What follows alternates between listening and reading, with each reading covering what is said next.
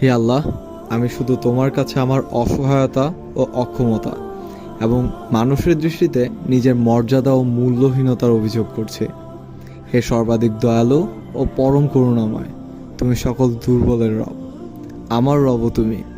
তুমি আমাকে কার হাতে ছেড়ে দিচ্ছ?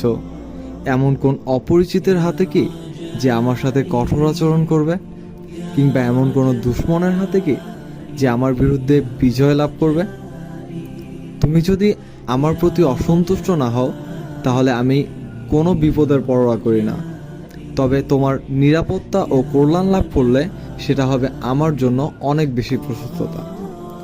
আমি আশ্রয় চাই তোমার সত্তার সেই নূরের, যা অন্ধকারকে আলোকিত এবং দুনিয়া ও আখিরাতের ব্যাপারসমূহকে পরিশুদ্ধ করে। তোমার গজব যেন আমার উপর নাজিল না হয়, তা থেকে তুমি আমাকে রক্ষা করো, এবং আমি যেন তোমার